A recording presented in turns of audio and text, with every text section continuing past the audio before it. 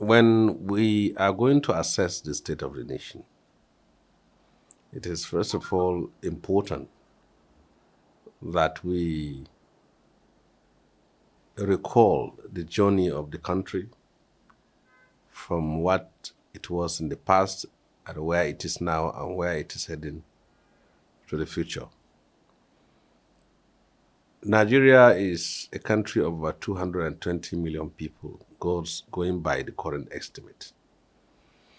It's a nation that has spent about 63 years under self-rule since the exit of the British colonialists. It is also a country that is marking its 24th year anniversary since the return of democracy in 1999. So the state of the nation now can be squarely assessed, taking cognizance of where we come from, where we are now, and where we're going to. The party in power is the All Progressive Congress, and they have been in power since 2015. The 8 years of Buhari administration that started in 2015 came with a lot of hopes and wishes. Nigerians were full of dreams that our democracy has transited from one party to another. There was so much enthusiasm in the hearts and minds of Nigerians when power was transferred. Buhari, being a former military head of state, a former military governor, a former minister, and a former Civil War hero, there was this thought that such a man with experience and vision, and also with a perception of integrity and honor, that he is going to unite and transform this country to greater heights. And in the process, many fall in line that at least we had a Messiah. Then it so happened that few months into taking over office, the government seems confused because it was unable to define its goals. It took about 4 to 5 months before ministers were appointed, and the government simply failed to meet up the initial expectations of Nigerians. So down the line, the government came to an end in 2023, and people were looking backwards to assess the stewardship of that administration. Buhari left Nigeria more disunited than how he inherited it. The economy was paralyzed by debt. Over 100,000 people were murdered by terrorists, bandits, and gunmen. A pervasive state of insecurity. Poverty level rise to almost 130 million people, going by the estimate from international sources, credible sources. He left behind abandoned projects and also an election that was questioned in court or challenged, which is constitutional. Now, he was also not able to even install his stooge, because certainly Tinubu was not the candidate of President Muhammad Buhari. He may be the candidate later, but everyone knows that the power block, the power kitchen that were known as cabal, Tinubu was never their favorite. That became the history of Buhari. He never even had the courage within his 8 years to do something about bringing our refineries back to order or addressing the problems of electricity in the country. There was so much capital flight, and he had a CBN governor whom he gave both the key and the meat to do as he wanted. The central bank played a pivotal role in destroying the economy of Nigeria. We were operating like a banana republic, no accountability at any level in government. So all the expectations about Buhari came to naught. That what people hoped and expected and the dreams of Nigerians that he is going to meet virtually came to a big disappointment. Now Tinubu took over power. It would be unfair for anyone to attribute the problems we are facing today to President Tinubu, knowing the short period of time he has taken over power and the challenges that the country faces, which was not solved by Buhari administration. Tinubu was simply being courteous. The level of looting and destruction of the economy by elements of the Buhari regime, if it was a different political party that took over power, I believe that Nigerians could have seen the level of rot, decadence, and decay, and the depth of fraud that was the Buhari administration. But now, I think what Tinubu is doing he's simply moving forward, ignoring what had happened in the past. But we can't move on like that, too. Justice has to be done. For example, just yesterday, the House of Reps has opened investigation over how 100 billion naira was mismanaged, could not be accounted for. COVID-19 funds. Can you see that? Just recently, you hear a report of about $15 billion fraud in CBN in the course of the investigation of what has happened in the 80s. Where are we today? We are at a point where we have a government that have also come with its own 8-point agenda. Agenda on security, agenda on education, agenda on job creation, agenda on agriculture, agenda on industry, agenda on youth, and agenda on infrastructure. These are the key points in the agenda of where are we today. Subsidy has been removed. Of course, we were simply delaying our doomsday. We were using our resources to subsidize while our refinery is left unchecked. Then what has happened over the years now? This courageous decision is good, but the failure of the government to have foreseen the consequences of this removal and tackle it ahead of it with measures aimed at addressing the problems of poverty is also one of its greatest failures.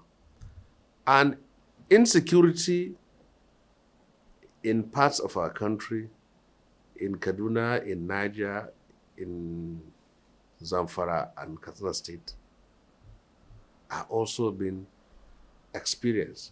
And Boko Haram, just 2 days ago, have slaughtered over 40 people in Yobe. And about 70 headless bodies were found in Abia State.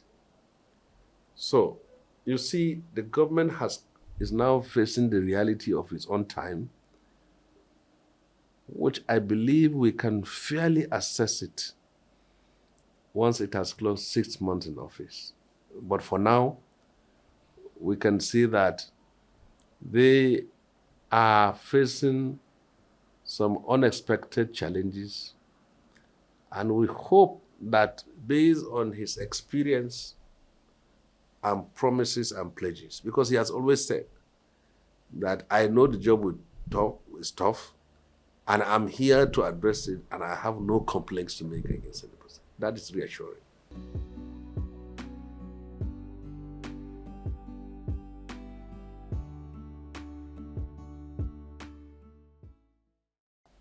What you need to understand is that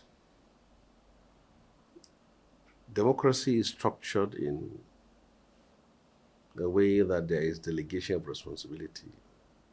Naturally, the judiciary, the legislature, and the executive. People are more interested in what happens at the executive or legislature, without also focusing on what happened at the executive level. If you have a planned and compromised legislature, you'll have a tyranny. The reason why those who, in quote, invented democracy brought the idea of a parliament is to prevent autocracy or totalitarianism. When you have one man in the saddle of power that can decide what should be done and what should not be done, and that is a monarchy, aristocracy. But you have a parliament now that will look at his policies and programs and projects and now collectively think, view it, decide whether it is in the best interest of the country or not. The Ninth Senate has played a negative role in the destruction of Nigeria's economy. They were all out to do the bidding of President Muhammadu Buhari. They are more interested in being seen as loyalists to the president than their loyalty to the Federal Republic. During my time at the 8th Senate, and I'm not beating our own drums, in the history of Nigeria's democracy since 1999, very few era in the National Assembly have you seen the Senate looking up to the president and telling him no. It's the 8th Senate under Saraki. But the 9th Senate simply become an extension of Aso Rock, where all their requests, their demands are simply being given automatic approval. At the end of the day today, by the time the Buhari left, he left over 77 trillion naira debt. And we were using almost about 70% of our revenue earning to service debt. This is it. You had a legislator that could not hold the executive to account, to the point that they are even inviting the MDAs don't even have respect for the National Assembly. And why is because they know that whether you invite them to come or they don't, the point is that they will get their own request approved. So, as far as I'm concerned, I fully believe that Nigerians should take seriously the election of credible, principled men and women into the legislature as much as they take it to the presidency. The National Assembly is supposed to play the role of making laws for the country and performing oversight function. But when you have such kind of an automatic approval from the Senate of everything that comes from the president, the nation will wake up to disaster just like the way it happens under the Amelon Ninth Assembly.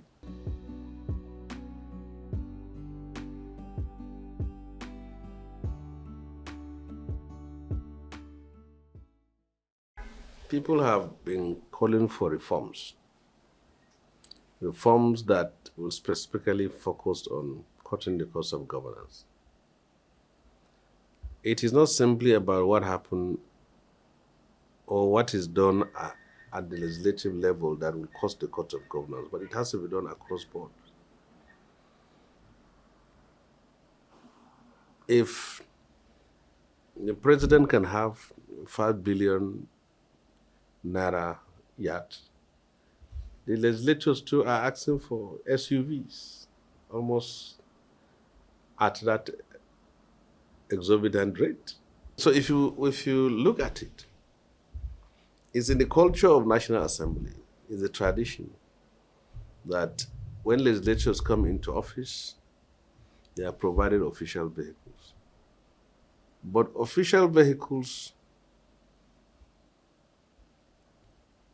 the problem with that is that every 4 years you have new vehicles. So if you happen to be elected and re-elected, elected and re-elected, so every 4 years you'll have a new vehicle. But there be a caveat. Those vehicles are not free because they are deducted from your own salary. But I am not sure whether 4 years deduction is enough to pay the price of those vehicles. I cannot do that mathematics for myself. But another thing is, why it's more sensitive now than at any time is that subsidies were removed and life has become brutish and hellish for ordinary people. People cannot pay their rent.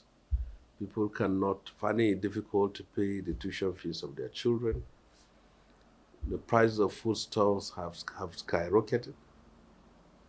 And cost of living has gone to the highest peak. So if at a time like this, Nigerians are told to make sacrifices, then that should be demonstrated by those holding position of power and authority. If the sacrifice is one side, then it is not really sacrifice. So I share the belief that we are in a special period in the history of our country. For more than 4 decades, this is the time a bold decision has been made to remove subsidy. And the bag of rice that you used to purchase at the cost of 18, 19, 20,000 naira is almost heading to 60,000 naira. The value of our national currency has gone down seriously. So I am of the view that there is lack of sensitivity and empathy for the suffering of our common people when you have to engage in the purchase of such luxury while our people are facing the hardest times in their lives.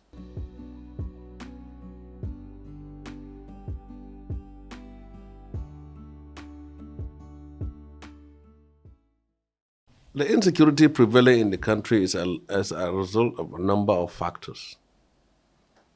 But what do we do about it? There are short-term measures and long-term measures. For those of us from the northwestern part of the country, we are facing bandits and terrorists. In the northeastern part of the country is terrorism, pure and simple. The difference between banditry and terrorism is that terrorists have a political and religious agenda, while bandits are simply criminals that attack people, extort money, and have any agenda at all. So bandits are the one you see that kidnap for ransom, and they are ready to deal with anybody. While terrorists are the Boko Haram, the ISIS, the Ansaru, that have an organized leadership backed by an ideology. So they kidnap for ransom. The solution to it is that we must equip our security agencies to take on these criminals. We must give them the necessary support. Security agencies include the military, the police, the civil defense, and the DSS. We should also make use of human intelligence. Villagers who are the first victims of these criminals, bandits and terrorists, should be engaged, because many of these villagers, some of these villagers are the informants, serve as informants of these bandits, and as such, we should also be able to get them down. The technology is very important. With all our registration of NIN and whatever, you still see terrorists kidnapping people and using their SIM card to call numbers of their own loved ones for payment of ransom. Then what is all these things? We live in a world of technology. If China can protect its borders, Australia can protect its borders, Russia can protect its borders, Algeria can protect its borders, there is no reason why every inch of Nigerian territory cannot be protected. So we should use drones technology to detect the movement of terrorists and also launch precise attack against those terrorists. The next aspect of what we need to do very much is to see we address the problems of poverty, because when you're talking of crime at large, some are attracted into crime because of poverty. That should be addressed. If you have poverty in a society, you can never have peace. There will be thugs, there will be bandits, there will be government, there will be people who have nothing to lose and simply are out to kill people or kidnap people for ransom. So that should be some of the positions which we have to take.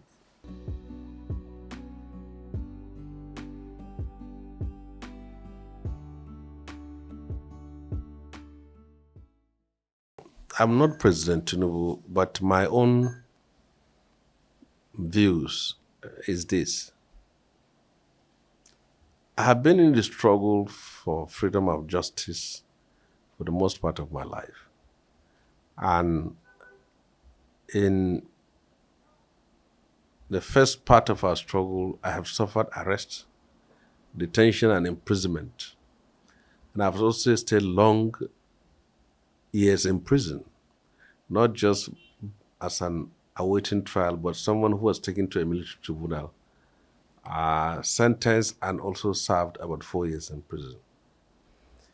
And what we know, for those of us who have been behind the bars and have been behind the prison, our views will differ from people who have never seen even a police cell. It is natural for a person who has never been detained, who has never been arrested, to have no mercy on people who are in detention. But that is not the case. Each time I pass by a prison, I know what is inside, and I can forecast on the suffering of people that are in that condition. And it's not simply about prison, but about political cause that leads you to prison. You see, the longer Nnamdi Kanu remain in prison, the more the cause he is fighting for is being flourished by his own detention. Tinubu is a president that came from the trenches. He is one of those who fought for democracy and freedom. And I believe, if not for the fact that he went to exile, he could have ended up in prison with us in the 90s.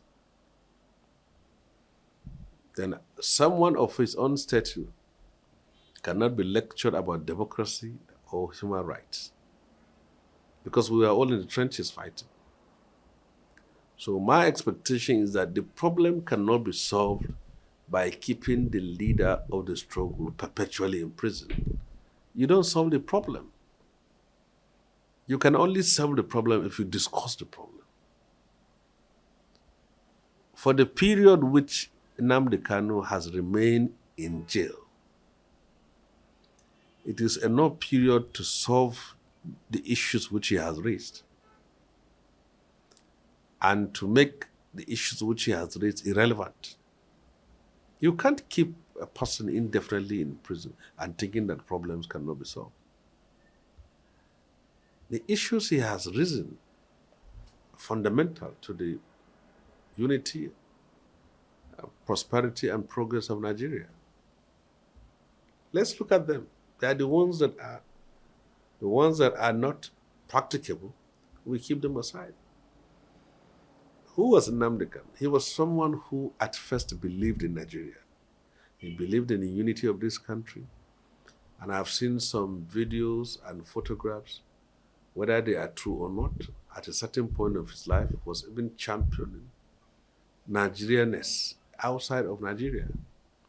What happened at a time when he flipped over to agitate for secession? What happened? And have we addressed those issues? These are the points which we have to tell ourselves. I'm sorry I will not speak to you because I come from one, but I'm speaking to you as an activist. Not just an activist, portfolio NGO activist, but one who has contributed to freeing Nigeria from military rule and restoring democracy in this country and paid our price. So you can't come to talk to me about unity. You can't lecture me about democracy. I wore handcuffs. I went into Black Maria. I stayed in a police cell. I was in an SSS cell. I was in a military cell. And I was in many prisons. I have been to Kaduna prison as a political prisoner. I have been to Kirikiri prison as a political prisoner. I have been to Port Harcourt prison as a political prisoner. And I ended up in Aba prison as a political prisoner until Abacha died when I was released. So you can see my journey. And if anyone can look at me and tell me about the struggle, he can just say it, but he cannot lecture me about it because they don't have the credential, the revolutionary and activist credentials which we had. So I am saying is that the governor of Enugu State and the governor of Anambra State have made offers on different occasions. The Ohanese have made offers. Not just offers, but have offered guarantees that if this person is released, that they are ready to offer guarantee in terms of security, unity, and peace in the country.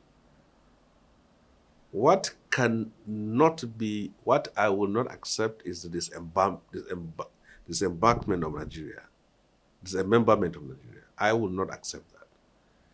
And I don't think even the Igbo ethnic group will accept that because we were born to see Igbos in our homes, in our neighborhoods in northern part of Nigeria. So they were there even before we were born. And I've never seen one person, since all this Biafra agitation has started, I've never seen one person leaving the northern part of Nigeria and Igbo man going to the south. I've never seen one person. So they are all there. They are in Kano, they are in Kaduna, they are in Jos, they are in Maiduguri, they are there stable. So until you see the Igbos in the north moving back home, then you know that this issue has reached an irreversible point. But it's reversible. You have a cause, you are fighting. What are your own issues? Put them on the table, discuss them, and address them. But you see, there are three types of Igbos on this case. There are the Igbos that believe in secession, which are very few. There are the larger ones that believe in the unity of this country. And there are the medium ones who are neither there nor here. Then if you are fighting those who believe in secession, then you should be able to convince those who believe in the unity of the country that they have made the right choice. and they are in the right place. But if you are fighting those who believe in secession and also persecuting, marginalizing, and stigmatizing those who believe in the unity of the country and holding them ransom to a historical tragedy that has happened when we're supposed to move on as a country, then you are not helping matters.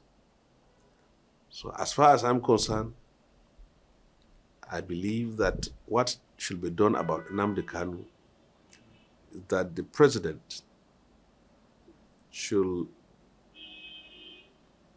release him to a team of eminent, respectable people in the southeastern part of Nigeria using their guarantees.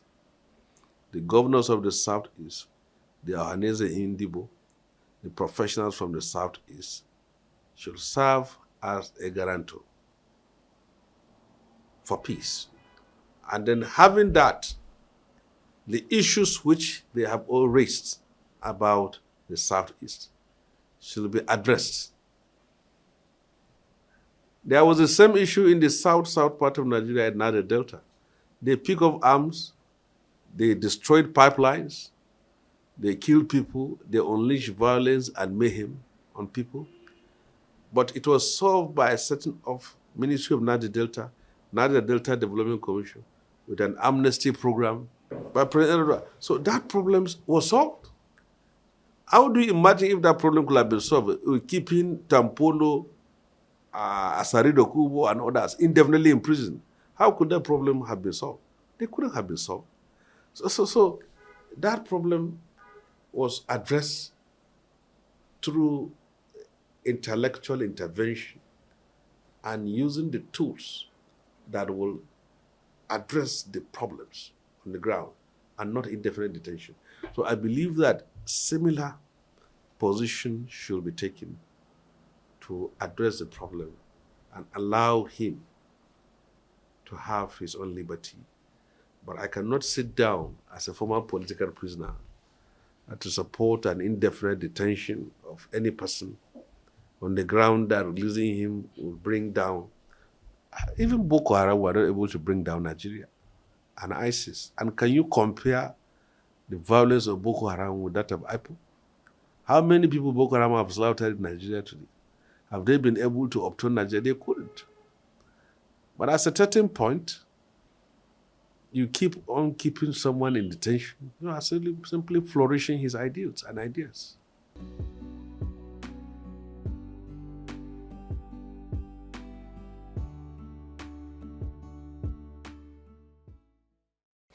Well, you're talking generally about poverty and the disparity between the North and the South.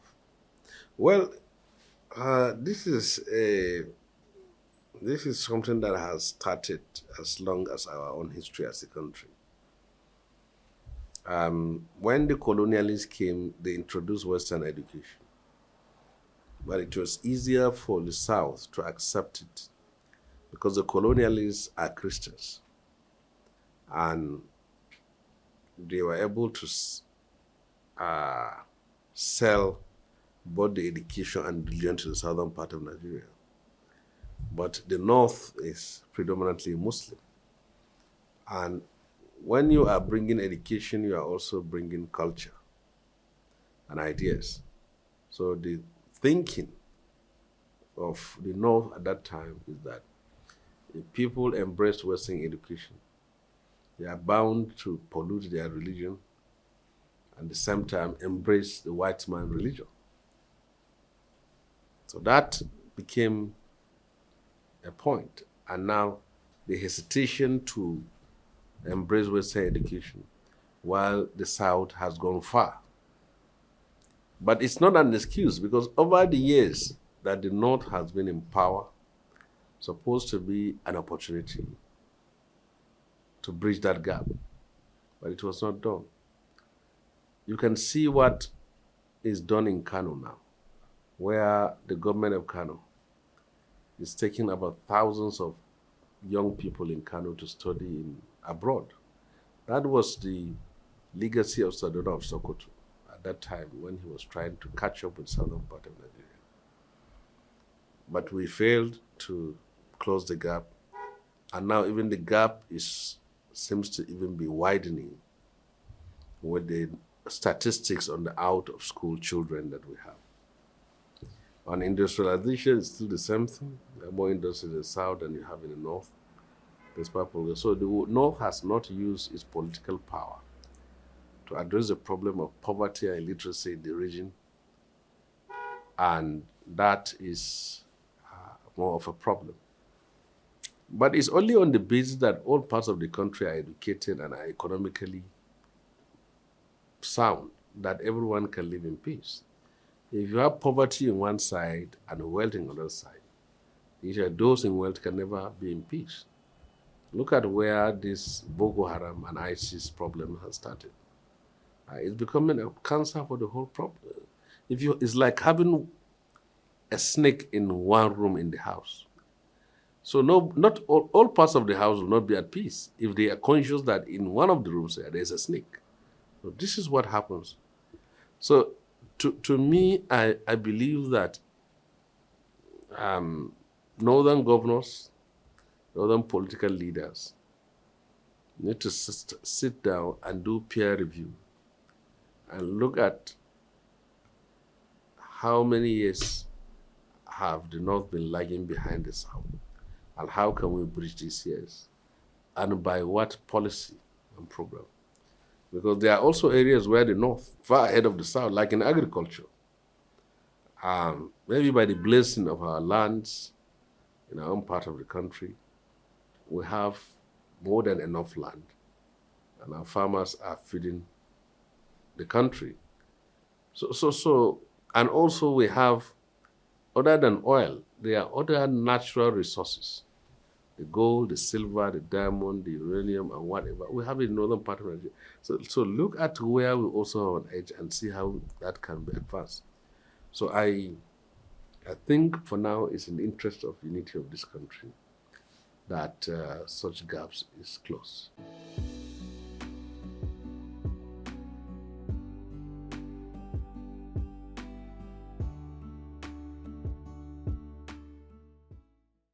Well, when we came into office in 2015,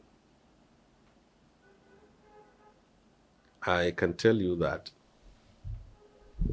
he couldn't stop me being a senator because he was also not a governor. But we went along in order to take power in Kaduna State.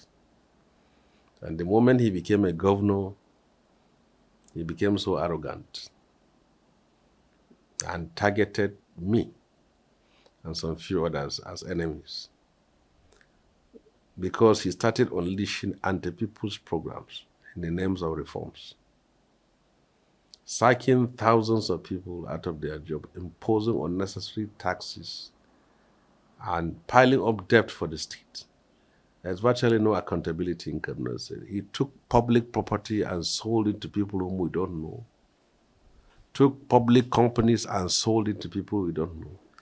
Brought people who are not from the state to take over positions of people in the state. I mean, he has no respect for court orders.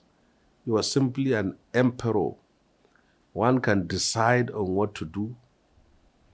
Again, within the 8 years he served, he created a further divide between those of us Muslims living in northern part of the country and the Christians in southern part of Kaduna State. They were treated like blacks in apartheid South Africa. They have no say, no right in government. He talks to them with arrogance and disdain. That cannot be. There are terrorist attacks in all parts of Kaduna State, but the ones in southern Kaduna is the most pathetic because it's a fact because I don't know how to call a spade a spoon. Churches were targeted by terrorists. Priests, especially Catholic priests, were killed. They killed Muslim imams too in the north, and they attacked mosques. But when you put it comparatively, that of southern Kaduna was most devastating. Sometimes terrorists raid a village and wipe out everybody, rape women, kill children at will. And then we have a government or a governor in Kaduna State that doesn't care. And then they brought this idea of Muslim ticket. So as for that, as for them, once they can get votes from the Muslim side, they don't care who the Christians are. But that is not the Kaduna that belongs to us. So with all this kind of stewardship of evil, there's no way a man of my own ideological background, thinking and ideas and ideals, can stay under the same roof with him. Then the campaign of persecution started. He instigated my suspension from the party. They plotted a recall. And they alleged they wanted to rope me into a murder case. All these are facts. You can Google and see all that happened. They went all through my academic records. Physical attacks by thugs consistently for 4 years, for 8 years on me. And he even came out publicly in a gathering calling on people to attack me. This was a governor. Now, always I do remind him, I tell him that power is transient and that I'm not a man given to evil. I will fight you from the beginning to the end. He even prided himself as removing me from the Senate and planting the person he wanted. But I say, I will get you at a good time. You are used to fighting people who bow out, fighting people who give up, fighting people who surrender. But you are going to fight a person who will continue to fight with you to eternity. And I sent a clear message to him that even if I die today, I will fight. Because I will take the excuse from wherever I am to continue the fight. And even if he dies today, I will continue to fight him until the fight reaches the end of what it's supposed to be. So I told him clearly that even death cannot stop the fighting. Because he's been used to fighting people and getting. Then it came. He was fighting me because I refused to approve the loan of $350 million for Kaduna State. Now you look at it. When he came into office, Kaduna State debt profile was $250 million. Then he got a World Bank loan. He wanted to impose $350 million on our state, which is about $600 million. The questions I asked, I was the chairman of Senate Committee on Foreign and Local Debt. I asked questions because you have to ask questions. How much do you want to borrow? They say $350 million. What are you going to use it for? There was no clarification. Who are going to be in charge of the money? There is no clarification. How are you going to pay the money? There is no clarification. They just wanted the money. So they went, he waited, he plotted against me to be out of the Senate. And I said, I will come over to you. And I was out of the Senate. Then the 9th Senate approved the loan for him. And that Kaduna State loan debt profile became $600 million, second in the country after Lagos. And we don't have anything in the state. 90% of our industries are dead. Go to our industrial area, the only one that works is that of Pepsi and Coca-Cola. And that Coca-Cola has even run away because of debt. So, the IGR couldn't solve it. Right now, the state is stranded. The state is suffocated. The state is asphyxiated. The state has sunk. The state is strangulated in debt to the point that nothing works because all our inflow goes to the service of debt. So what he did was that he mortgaged Kaduna State into a debt. What happened to $350 million loan? Nobody in Kaduna State can tell you who managed that $350 million loan. who are the people who manage? Nobody can tell you that. Only him and his cabal. Secondly, is that we are almost using 80 to 90% of our own earning to pay that debt. Thirdly, if you borrow such huge amount of money and you are not an oil-producing state, should you not use that money to an investment that will be able to pay that money? That's what you're supposed to do. They use that money to expand the road within the city and to put street light and beautify the city. It's like a man borrowing money to decorate his house.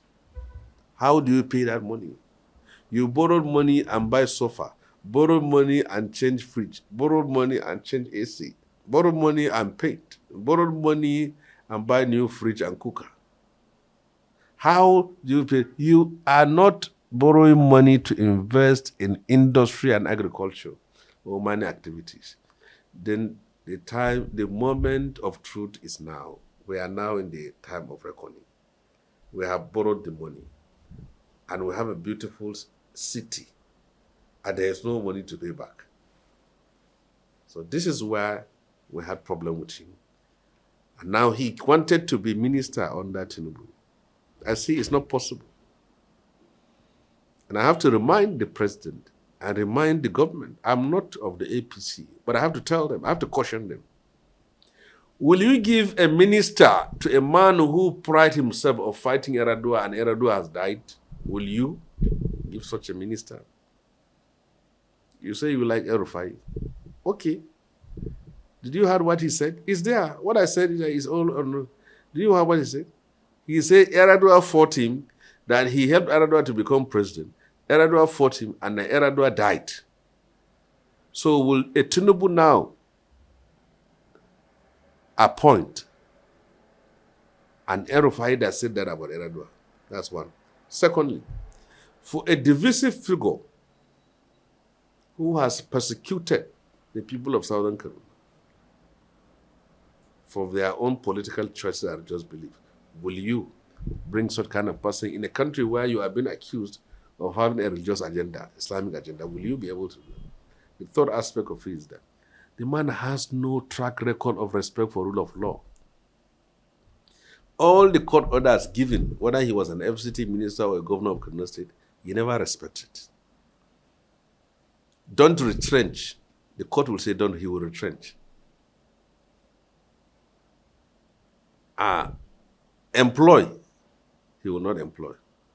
Pay, he will not pay. Don't confiscate land, he will confiscate land. There is a land in Kaduna that belongs to Ahmadu Bello University for more than 60 years. The court said, don't encroach in this, and he encroached. The workers of Kaduna said that were given judgment by industrial court to be returned back to work. He refused. He fights everybody. Will you, as a president, bring that kind of person to be your minister? You can't. Lastly, I have to remind them of what happened. I reminded them when he was a minister under Obasanjo. He was a minister of FCT. Only. He fought Atiku, who is a vice president. He fought Kema Chikwe, who is the minister of aviation. He fought Yayele, who is the head of service. He fought Adamu Bello, who is the minister of agri.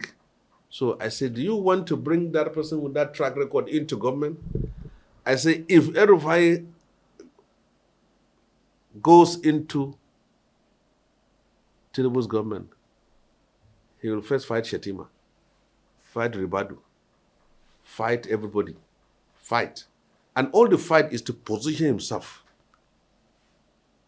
And he will mobilize those clerics that he has been using in Kaduna to go against this government and then pretend to be. You know the way he talks. If you do this, you do that, you'll see him talking like this. You know, when a person is in that stage, you want to show that he is big. So when you see that fight, it's more for the soul of it. And now Kaduna says he's paying the price of it. Nothing is happening in Kaduna. Nothing.